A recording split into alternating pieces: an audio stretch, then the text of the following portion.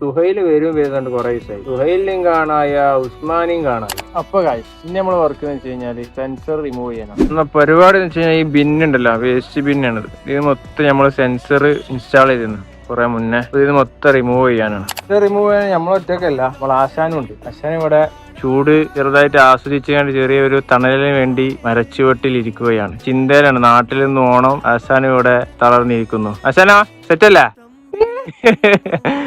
ഇത്രയും പിന്നെ റിമൂവിങ് കഴിഞ്ഞ് ഇത്രയും കൂടി ബാക്കിയുണ്ട്. ഞാനും ആശാന് മാത്രല്ല, നമ്മളെ ചങ്ക് ഛത്രപതി ഫ്രം നേപ്പാൾ അല്ലേ? നേപ്പാൾക്ക് ഓനെ നമ്മളെ ക്ഷണിച്ചിട്ടുണ്ട്. എന്തായാലും നാട്ടിൽ പോയിട്ട് ഞാൻ ആശാൻ നേപ്പാൾക്ക് പോക്കുന്നില്ല. ആശാനെ ചലോ നേപ്പാളാണ്. ഇനി പണി എന്താന്ന് വെച്ച് കഴിഞ്ഞാല്, ഇതാണ് നമ്മളെ ഡിവൈസ് വരുന്നത്. ഇതാണ് ഇതിന്റെ സെൻസർ. ഇതിന്റെ വർക്കിംഗ് എന്താന്ന് ഞാൻ പറഞ്ഞുതരാം.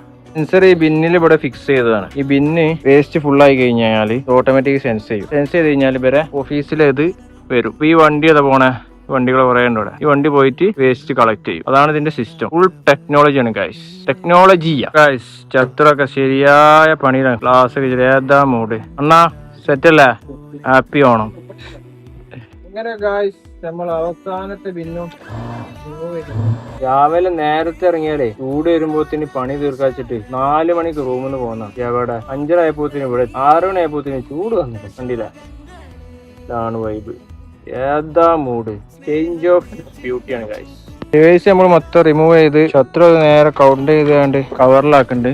അണ്ണൻ വീണ്ടും മരച്ചു പൊട്ടി ഗൈസ്. നമ്മൾ ഡിവൈസ് എല്ലാം കവറിലാക്കി. നമ്മളെ പിക്കപ്പ് വന്നിട്ടുണ്ട്. പിക്കപ്പിൽ നമ്മൾ ലോഡാക്കിയാൽ നമ്മളെ പരിപാടി കഴിഞ്ഞു. സാധനമൊക്കെ നമ്മൾ ലോഡാക്കി പരിപാടി കഴിഞ്ഞ് പോവാം.